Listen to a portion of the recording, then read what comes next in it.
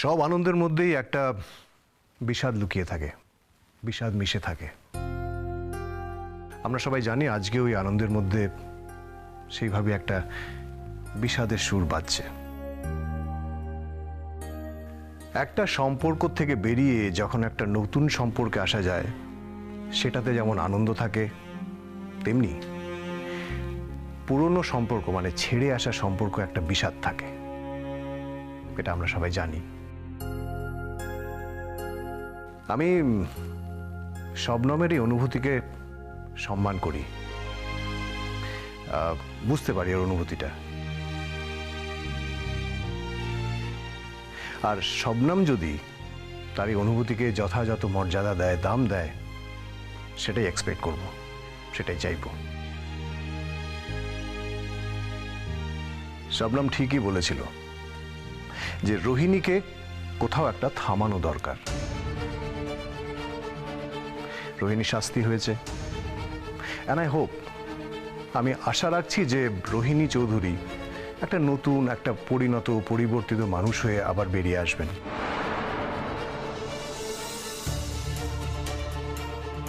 একটা কথা বলতে চাই যে আমার কারণে যদি ডক্টর যশ বোস কোনোভাবে হার্ট হয়ে থাকেন, তাহলে আমি দুঃখিত। I am really really sorry.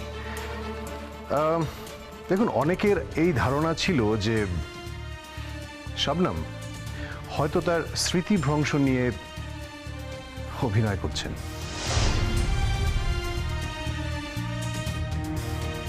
কিন্তু আমি এটা বলতে পারি যে শবনম আর যাই করুন, অভিনয়টা করতে পারেন না বা করেননি।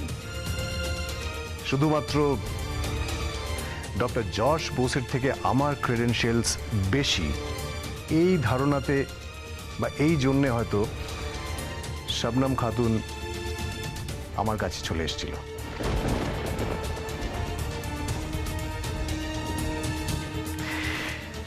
হ্যাঁ, আমি আজকে আপনাদের সবার সামনে এইটা দায়িত্ব নিয়ে বলছি, with full responsibility, as a doctor, চিকিৎসক হিসেবে, যে ইয়েস, শবনমের শর্ট টার্ম মেমোরি লস হয়েছিল।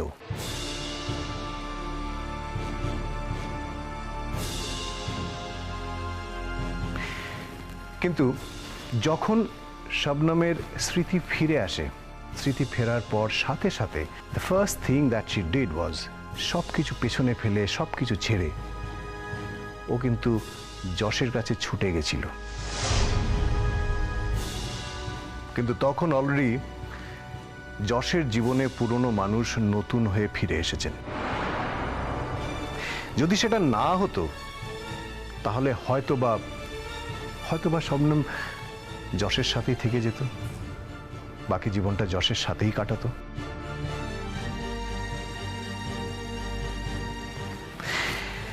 যাই হোক, শবনমের সাথে মানে একসাথে থাকতে থাকতে আমাদের ক্লোজনেসটা সত্যি তৈরি হয়েছে। মানে আমি জানি না সেটা ভালোবাসা কিনা, বাট আই ক্যান সে আমাদের একজন আরেকজনের সাথে বন্ধুত্ব বা একটা নির্ভরতা তৈরি হয়েছে। সেটা ভালোবাসা, বন্ধুত্ব কি জানি না, কিন্তু আমি না এই রিলেশনশিপটাকে, এই সম্পর্কটাকে খুব ভ্যালু করি, খুব ভ্যালু দিই, খুব রেসপেক্ট করি। আমি চাই আজকের দিনে আপনারা সবাই আমাদের দুজনকে প্রাণ খুলে আশীর্বাদ করুন।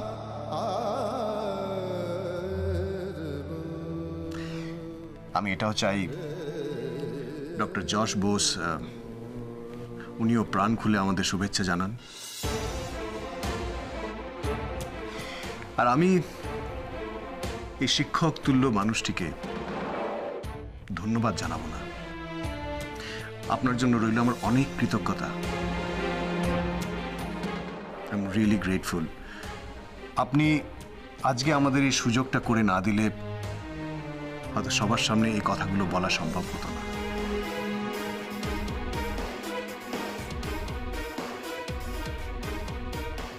আপনাকে অনেক অনেক ধন্যবাদ এবং নমস্কার।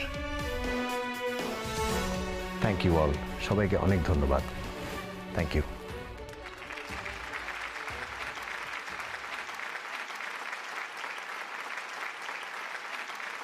আচ্ছা, সবার জন্য কিন্তু খাওয়া দাওয়ার ব্যবস্থা করা হয়েছে।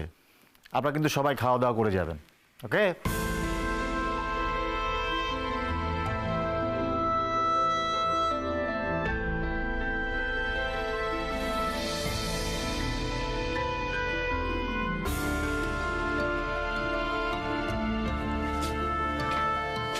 যশ, না খেয়ে কোথায় চলে যাচ্ছ?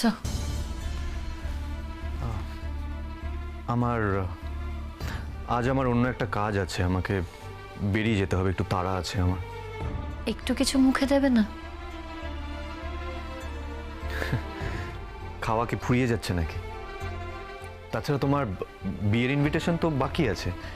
তোমার বিয়েতে গিয়ে না হয় কবজি ডুবিয়ে খেয়ে আসবো। আজ তারা আছে, আমাকে আমাকে বেরোতে হবে। আর একটু থাকা যায় না যশ? আজ হবে না শবনম, আজ আমার একটু তাড়া আছে। আজ বড্ড ভালো গান গেয়েছো তুমি। বলছো? সত্যি খুব ভালো গান গেয়েছো, অসাধারণ। বলছো? Thank you, thank you so much. সবাই খাওয়া দাওয়া করছে, তোমাকে সবাই খুঁজবে। তুমি এখানে আমার সঙ্গে এভাবে আলাদা দাঁড়িয়ে কথা বলছো, এটা দেখলে অনেকের খারাপ লাগতে পারে। দেখো যশ, আমরা দুজন বন্ধু, কারোর খারাপ লাগবে না, অন্তত দেবদীপের তো নয়। তবুও সবাইকে গিয়ে অ্যাটেন্ড করো। আফটার অল এটা তোমাদের দুজনের জন্য প্রোগ্রাম। আমাকে তো আলাদা করে অ্যাটেন্ড করার মতো কিছু নেই। তুমি আমাকে ডাকলেও আমি যাব, তুমি না ডাকলেও আমি যাব। আর তাছাড়া তুমি আমাকে অ্যাটেন্ড না করলেও আমি তাতে কিছু মনে করব না, কিন্তু অন্যরা মনে করতে পারে। আমি জানি না আমি কোনো ভুল করছি কিনা। শবনম, আমি আমার জীবনে হয়তো অনেক ভুল করেছি, হয়তো নয়, ভুল করেছি আমি আমার জীবনে। But you have done nothing wrong. তুমি কখনো কোনো ভুল করতে পারো না, করনি। তুমি সঠিক সময় সঠিক সিদ্ধান্ত নিয়েছো। দেবদীপ খুব ভালো মানুষ, খুব ভালো রাখবে তোমাকে। দেবদীপের মতন মানুষ হয় না।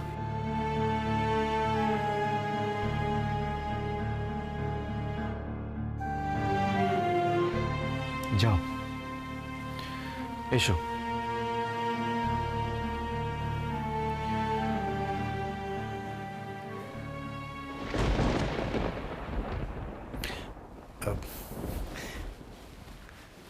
সরি, কথা বলছিলেন বোধহয়। না না, ইটস ওকে। অ্যাকচুয়ালি আমি বেরিয়ে যাচ্ছিলাম, আমাকে বেরিয়ে যেতে হবে, একটু তাড়া আছে। সে কি, খেয়ে যাবেন না? আজ আর না, আজ একটু সত্যি তাড়ায় আছি। আমি এখন ওয়েট করতে পারবো না। অ্যাকচুয়ালি আমি এসেছিলাম আপনাদের এই প্রোগ্রামটা অ্যাটেন্ড করার জন্যই। খাওয়া দাওয়া না হয় পরে হবে, তাছাড়া খাওয়া দাওয়া তো পালিয়ে যাচ্ছে না। একদিন না হয় কোনো এক সময় আপনাদের বাড়িতে চলে যাব, গিয়ে শবনমকে বলবো যে ভালো কিছু রান্না করো, আজ খাওয়া দাওয়া করে যাব। আর ও কি ভালো রান্না করে সেটা আমি খুব ভালো করে জানি। 100 বার যে কথাটা মুখে বললেন সেটা কাজে করে দেখাতে হবে, কিন্তু করে দেখাতে পারবো। শবনম জানে আমি পারি। শবনম জানলে তো হবে না, আমিও জানতে চাই।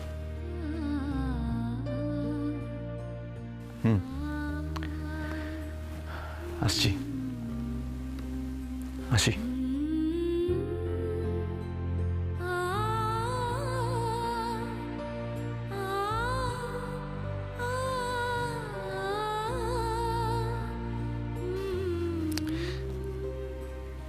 খাবে না?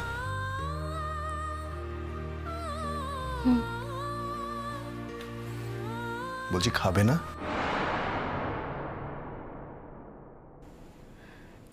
খিদে নেই। বুঝতে পারছি। কি বুঝতে পারছো? ওই যে বললে খিদে নেই। না, সত্যি একদম খেতে ইচ্ছে করছে না। আচ্ছা ঠিক আছে, একটুখানি খাবো। আচ্ছা ঠিক আছে, যদি খেতে ইচ্ছে না করে তাহলে খেও না, খেতে হবে না। অন্তত ওখানে গিয়ে দাঁড়াই চলো, সবাই খাচ্ছেন, স্যার সবাইকে খেতে বলছেন তো। বলছে আমাদের জন্যই তো সবটা, আমাদের তো থাকা উচিত, তাই না?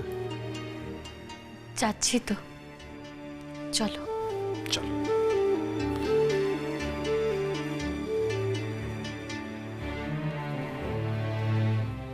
কষ্ট হচ্ছে? কিসের? মানুষের জীবনে কতটা লেয়ার থাকে, কতটা কষ্ট থাকে। তোমার যে কষ্ট হচ্ছে সেটা আমি খুব ভালো করে বুঝতে পারছি। না, আমার কোনো কষ্ট হচ্ছে না। হচ্ছে। আসলে থাক, আসলে কি সেটা সবটা খুলে বলার দরকার নেই। দেখো অপরাজিতা, তোমার কষ্ট হলে যেন আমি সারা জীবন এভাবেই বুঝতে পারি যে তোমার কষ্ট হচ্ছে। আমি যেন সারা জীবন তোমার কষ্ট হলে তোমার পাশে এভাবে থাকতে পারি। ব্যাস, আমি এটুকুই চাই।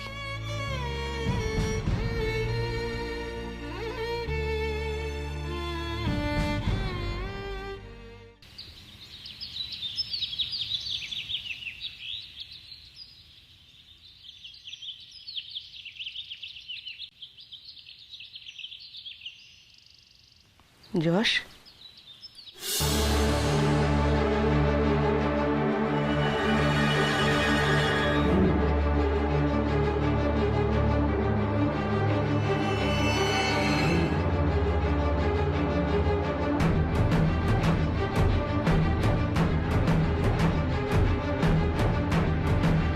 বেল পেয়ে গেছিস? আমি বেল পাওয়াতে তোর কিছুই যায় আসে না যশ। একবার দেখা করতে গেলি না আমার সঙ্গে? দেখ, যা হবে লয়ারের চেষ্টাতেই হবে। যদি বেল পাওয়ার হয় তাহলে সেটার চেষ্টা লয়ারই করবে, না হলে হবে না। আমি চেষ্টা করলে তো আর কিছু হবে না। তাই বলে তুই একবারও দেখা করতে যাবি না যশ? রোহিণী, ওর না শরীরটা খুব খারাপ। আমি ওকে বলেছিলাম যেতে। এ দেখো না, আজ সকালে তো বিছানা থেকে উঠতেই পারছিল না। কি হয়েছে, শরীর খারাপ তোর? না, আমি একদম ঠিক আছি। যাক বাবা, কিছুদিনের জন্য তো বেল পেয়েছো, তারপর কেসটা আবার কোর্টে উঠুক, তখন দেখা যাবে। কি হয়েছে তোর? কথা বলছিস না কেন? না, কি বলবো, আমি তাই ভাবছি কি বলবো। এ কদিন তোর খুব কষ্ট হয়েছে না? জিজ্ঞেস করছিস? যে লাইফস্টাইলে আমি অভ্যস্ত আর যে লাইফস্টাইলে গিয়ে আমি পড়েছিলাম, তার আকাশ আর পাতাল তফাৎ যশ। আমি কোনোদিনও ভাবতেও পারিনি যে ওই রকম একটা জীবনের মধ্যে গিয়ে আমাকে পড়তে হবে। সবটা হলো এই শাবনামের জন্য। ওর নাম নিচ্ছিস কেন তুই? ওর নাম নিচ্ছিস কেন? ওকে দায়ী করছিস কেন তুই? কাকে দায়ী করবো তাহলে? ওর জন্যই তো আজকে আমাকে এই দিনটা দেখতে হলো। শাবনামই তো আমাকে জেলে পাঠালো। বিচারক বোকা নয়, পুলিশ বোকা নয়। চার্জশিট তৈরি হয়েছিল, পুলিশ তোকে অ্যারেস্ট করেছে, সবকিছু একটা পদ্ধতি অনুযায়ী হয়েছে। হ্যাঁ, তুই যদি কিছু নাই করে থাকতিস, তোর যদি কোনো দোষ নাই থাকতো, তাহলে শবনম শুধু শুধু তোকে কিছু করতে পারতো না। কি বলতে চাইছো তুমি? কি বলতে চাইছি? কি বলতে চাইছি মা জানো না? হ্যাঁ, তোমার বৌমা শবনমকে শেষ করে দিতে চাইছিল। এই কদিনের শাবনাম তোর মাথাটা এভাবে ঘুরিয়ে দিল যশ? আমি কোনো বাচ্চা ছেলে নই, আমার মাথা ঘুরিয়ে দেবে। আমি কোনো বাচ্চা ছেলে নই। হ্যাঁ, আমি সাপোর্ট করেছিলাম তোকে, আমি তোকে সাপোর্ট করেছিলাম তার কারণ আমি শবনমের কাছে হার মানবো না, হার মানতে চাইনি, তার জন্য তোকে সাপোর্ট করেছিলাম। কিন্তু তার মানে কিন্তু এটা নয় রোহিণী, তার মানে এটা নয় যে আমি সত্যিটা জানি না, আমি সত্যিটা বুঝি না, আমি সত্যিটা দেখতে পাই না, আমার সত্যি বোঝার মতন ক্ষমতা নেই। তুই বিশ্বাস করিস যশ যে আমি শবনমকে খুন করতে চেয়েছিলাম? হ্যাঁ, বিশ্বাস অবিশ্বাসের কি আছে, প্রমাণ তো হয়ে গেছে।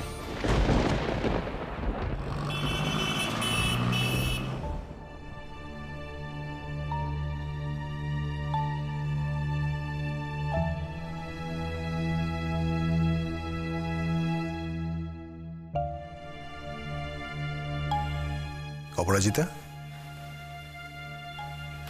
আর না না, উঠতে হবে না, উঠতে হবে না, শুয়ে আছো তো তাই। না আসলে মাথাটা খুব ধরেছিল তাই শুয়েছিলাম। মাথা ধরেছে মানে কি হয়েছে? ওষুধ টষুধ নিয়েছো কিছু? সামান্য মাথা ধরেছে, তো ওষুধ খাওয়ার কি আছে? আশ্চর্য। খাওয়া দাওয়ার অনিয়ম করছো? কেন এত ব্যস্ত হচ্ছ তুমি সামান্য ব্যাপারে? সামান্য ব্যাপারে ব্যস্ত হবো মানে অপরাজিতা, দেখো দুদিন পরে বাড়িতে একটা অনুষ্ঠান আছে, একটা ওকেশন আছে, তোমার উপর দিয়ে কত ধকল যাবে, তাই না বলো?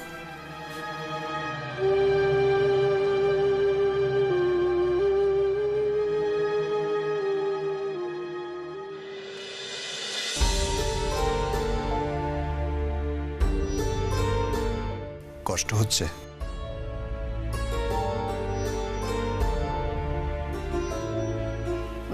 মাথাটা বড্ড ব্যথা করছে। তোমার কষ্টটা মাথা ব্যথার জন্য হচ্ছে না অপরাজিতা, কষ্ট হওয়াটাই তো স্বাভাবিক। তোমার যদি কষ্ট না হতো তাহলে আমি তোমাকে অর্ধেক মানুষ বলে মনে করতাম। তুমি আমার কাছে লজ্জা পেও না। কেন গোপন করছো আমার কাছে? দেখো, আমি কিন্তু অত ছোট মনের মানুষ নই। বারবার তুমি আমাকে হারিয়ে দাও। হারিয়ে দাও মানে? এটা কোনো কম্পিটিশন নাকি? আর তোমার সাথে তো আমার কোনো লড়াইও নেই, কোনো যুদ্ধও নেই। যুদ্ধ নয়, মনুষ্যত্বের পরীক্ষায় তুমি বারবার আমায় হারিয়ে দাও। আজ আসলে সত্যি আমি খুব ডিস্টার্বড আছি। সেটাই তো স্বাভাবিক, মানে তুমিও তো মানুষ। দেখো, এতদিন তোমার যার সাথে সম্পর্ক ছিল, যার সাথে তুমি ঘর করেছো, সংসার করেছো, আজ এক মুহূর্তে যখন সব শেষ হয়ে গেল, তারপরে যদি তুমি সেটা ফিল না করো যে তোমার এই সম্পর্কটা শেষ হয়ে গেছে, তাহলে তোমাকে সেলফিশ বলে মনে হবে, তাই না অপরাজিতা? দেখো, যশ আজকে কেন খায়নি জানো? খায়নি এই জন্যে যে ও না ভেতর থেকে ভেঙে চুরমার হয়ে গেছিল, কষ্ট পাচ্ছিল, ভেতরে ভেতরে ভীষণ কষ্ট পাচ্ছিল, তাই খায়নি। আমি পুরোটাই বুঝতে পেরেছি। আজকের পারফরমেন্সটা কিন্তু দারুণ ছিল। পারফর্ম? আমরা তো প্রত্যেকটা মানুষই প্রত্যেকটা সিচুয়েশনে জীবনে পারফর্ম করে যাই, মানে প্রত্যেক সিচুয়েশনে আমরা উই আর অল পারফর্মার্স। তো যে যত ভালো পারফর্ম করবে জীবনে, সে ততই ভালো নম্বর পাবে। আমি কিন্তু ব্যাড পারফর্মার, কখনো ভালো পারফর্ম করতে পারিনি, পারবো না। সব জায়গা তো পারফর্ম করার দরকার নেই অপরাজিতা। তুমি কেন আমার কাছে পারফর্ম করবে? আমি তোমাকে তুমি যেমন তেমন ভাবেই দেখতে চাই। দেখো, আমি জানি এই সব কিছুর পরেও তুমি আমাকে ভালোবাসো, এই সব কিছুর পরেও তুমি আমাকে অ্যাকসেপ্ট করেছো। আর সেটা যে শুধু আমি তোমাকে বিয়ে করার প্রস্তাব দিয়েছি তাই জন্য নয়, তোমার ভেতরেও কিন্তু আমার জন্য ভালোবাসা তৈরি হয়েছে অপরাজিতা। হয়তো সেটাকে তুমি ভালোবাসা বলতে চাও না এখনই, বাট আমার কাছে সেটাই তো ভালোবাসা। তোমার মতো মানুষকে কোনো মানুষ ভালো না বেশে থাকতে পারে নাকি? তোমাকে তো ভালোবাসতে বাধ্য হয়। বলছি, তুমি কি এখন একটু একা থাকতে চাও? তুমি বসো না, তুমি থাকলে ভালো লাগে। কিছু কিছু সময় মানুষের জীবনে এমন আসে না অপরাজিতা, যখন তার কিছু নিজস্ব স্পেস দরকার হয়, সে একা থাকতে চায়। তুমি হেজিটেট করো না, আমি তোমাকে সেই স্পেসটুকু দেব। মানে আমি সেই স্পেসটুকু তোমাকে দিতে চাই।